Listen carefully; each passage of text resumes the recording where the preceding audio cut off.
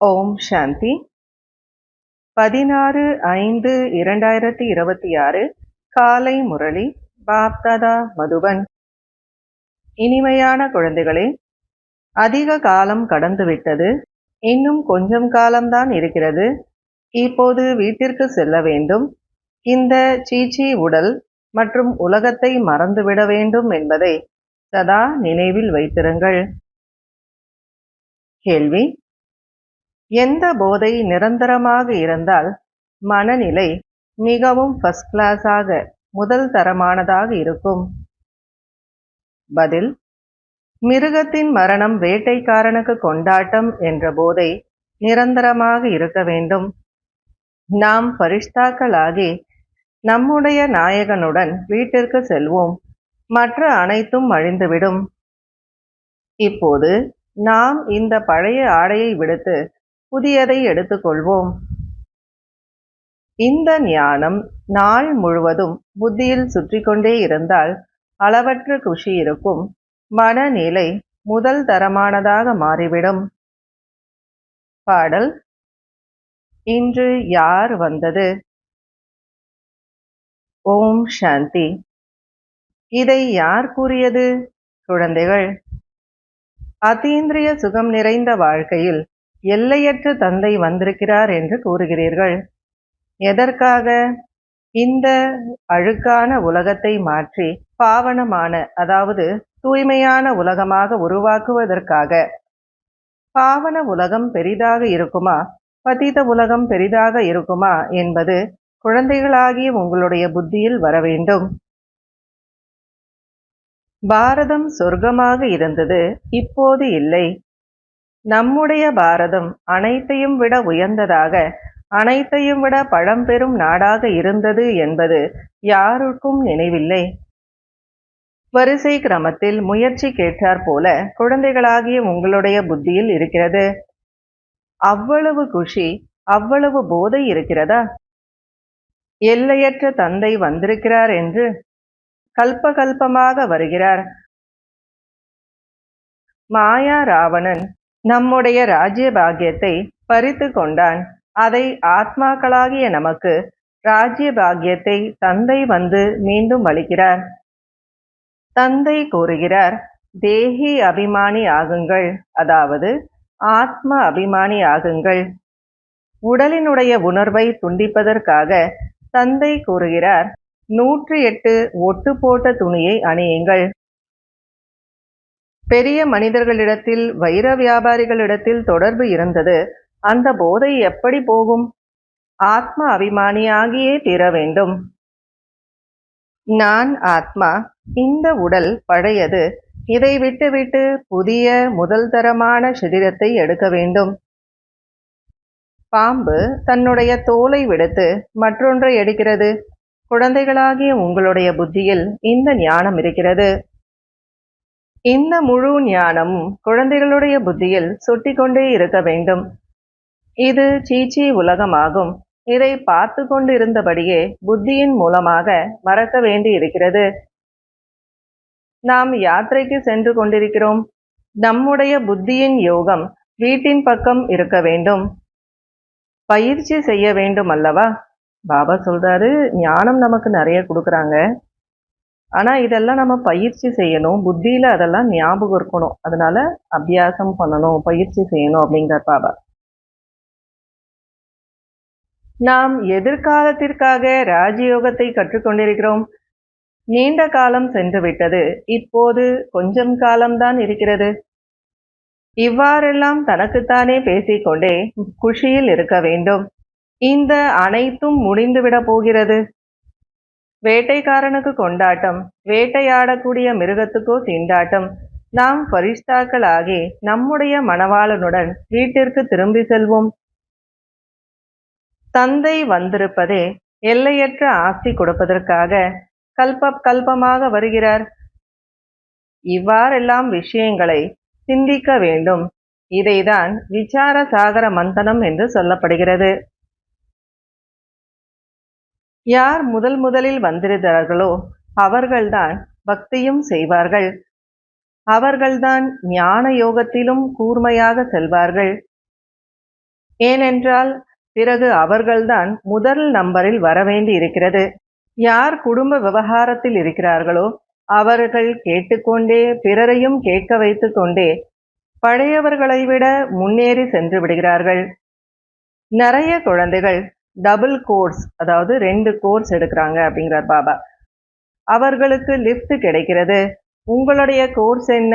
குடும்ப விவகாரத்தில் இருந்தபடியே படிக்க வேண்டும். இதிலும் கன்யாக்கள் மிகவும் கூர்மையாக செல்ல வேண்டும். கன்யாக்களின் காரணமாகத்தான் கண்ணையா அல்லது கோபாலன் என்ற பெயர் வைக்கப்பட்டிருக்கிறது. நீங்கள் சத்யுகத்தில் தேவி தேவதா தர்மத்தை சார்ந்தவர்களாக இருந்தீர்கள். இந்த லக்ஷ்மி நாராயண் குடும்ப மார்க்கத்தினுடைய ராஜ்யம் செய்தார்கள் அல்லவா? இது உங்களுடைய புத்தியில் சொட்டிக்கொண்டே இருக்க வேண்டும். நாம் என்னவாக மாறப்போகிறோம் என்று. தேவதைகள் எவ்வளவு ஃபர்ஸ்ட் கிளாஸாக இருந்தார்கள். நீங்கள்தான் தேவதைகளாக இருந்தீர்கள். இப்போது என்னவாக மாறிவிட்டீர்கள்? தன்னைத்தானே பார்த்து கொள்ளுங்கள். பிறகு முயற்சி செய்து தேவதையாக மாற வேண்டும். ஹட்டயோகத்தினுடைய சாம்பிள் பார்க்க வேண்டும் என்றால் ஜெய்ப்பூரில் அருங்காட்சியகத்தில் சென்று பாருங்கள். ஜெய்ப்பூர்ல மியூசியம் இருக்கு. அப்போ அங்க எப்படியெல்லாம் ஹட்டயோகம் பண்றாங்க, அதனுடைய போசஸ் எல்லாம் அங்க காமிச்சிருக்காங்க. ஆனால் இங்கேயோ நீங்கள் எவ்வளவு ஓய்வாக அமர்ந்திருக்கிறீர்கள். பாபா மீண்டும் நமக்கு ராஜ்யத்தை கொடுத்து கொண்டிருக்கிறார் என்பது புத்தியில் இருக்கிறது. குழந்தைகளாகிய உங்களுக்கு மிகவும் குஷி இருக்க வேண்டும். நாம் யோக பலத்தின் மூலமாக நம்முடைய ராஜ்யத்தை ஸ்தாபனை செய்து கொண்டிருக்கிறோம், தந்தையினுடைய ஸ்ரீமத் படி என்று. தந்தை கூறுகிறார், என்னை மட்டும் நினைவு செய்யுங்கள், அப்போது உங்களுடைய பாவம் பஸ்மமாகிவிடும் என்று. ஆத்மாவில்தான் அழுக்கு பிடித்திருக்கிறது. முதலில் கோல்டன் ஏஜ்டாக இருந்தது, சொக்க தங்கமாக இருந்தது. பிறகு அதில் வெள்ளி கலக்கிறது. பிறகு சில்வர் ஏஜ் என்று சொல்லப்படுகிறது, அதாவது சந்திரவம்சம் என்று சொல்லப்படுகிறது. ஆங்கில வார்த்தைகள் எவ்வளவு நன்றாக இருக்கிறது. கோல்டன், சில்வர், காப்பர், பிறகு அயன், அதாவது பொற்காலம், வெள்ளியுகம். அப்புறம் செம்புக்கு சமமா சொல்றோம் காப்பர் அப்படின்னா, அயன் அப்படின்னா இரும்பு. அதனால பாபா இன்னைக்கு ஆங்கில வார்த்தைகளை நமக்கு சொல்லி கொடுத்து ட்ரைனிங் கொடுக்கிறார். தந்தை புரிய வைக்கிறார், ஆத்மாவில் அழுக்கு பிடித்திருக்கிறது, அதை எவ்வாறு நீக்க வேண்டும்? தந்தையை நினைவு செய்யக்கூடிய நியமம் வையுங்கள் என்று தந்தை கூறுகிறார். நினைவு என்பது குளியல் அல்லது யாத்திரையை செய்யுங்கள். ஞான ஸ்நானமும் செய்விக்கிறார், யோகத்தினுடைய யாத்திரையும் கற்பிக்கிறார். எப்படி கோவில்கள் ஆங்காங்கே வெளிப்படுகிறதோ அவ்வாறு உங்களுடைய கண்காட்சிகளும் கூட கிராம கிராமத்தில் இருக்க வேண்டும்.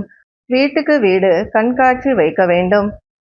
வளர்ச்சி அடைந்து கொண்டே போகும். ஆகையினால் கடைசியில் இந்த படங்களை பிரிண்ட் செய்ய வேண்டி இருக்கும், அதாவது அச்சிட தேவைப்படும். அதாவது படங்கள் எல்லாம் நம்ம அச்சிட்டு எல்லா இடத்துலையும் நம்ம சேவை பண்ணணும் அப்படிங்கிறார் பாபா. குழந்தைகளாகிய நீங்கள் மிகப்பெரிய சேவை செய்ய வேண்டும். நல்ல நல்ல பாயிண்ட்ஸை கடைபிடித்து சேவையில் அதை நல்ல முறையில் நீங்கள் பயன்படுத்த முடியும். அதாவது நாம எங்கேயாவது போயிட்டு சொற்பொழிவு செய்துட்டோம், லெக்சர் பண்ணிட்டோம் அப்படின்னா அப்புறமா உட்காந்து யோசிக்கணும், நம்ம எல்லா பாயிண்ட்ஸும் சரியாக தான் புரிய வச்சோமா அப்படின்னு சொல்லிட்டு. அதை பாபா சொல்றாரு. அதாவது லெக்சர் செய்யும் போது பின்பு அமர்ந்து சிந்திக்க வேண்டும், நான் அனைத்து பாயிண்ட்ஸும் சரியாக புரிய வைத்தேனா, இந்த பாயிண்டை மறந்து விட்டேனா?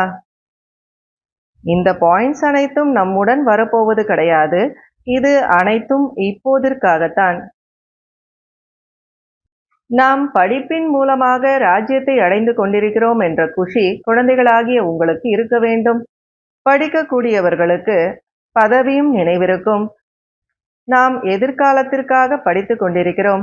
நன்றாக படித்தால் ராஜ சிம்மாசனத்தில் அமர முடியும். அவர்கள் புகழ் பெற்றவர்களாக மாறிவிடுவார்கள். இப்போது பட்டியலிடுங்கள், மாலையை உருவாக்குங்கள். அப்போது அனைவரும் கூறுவார்கள், இந்த குழந்தையை எங்களிடம் அனுப்புங்கள், எங்களை இவர்கள் புத்துணர்ச்சி அடைய வைப்பார்கள் என்று.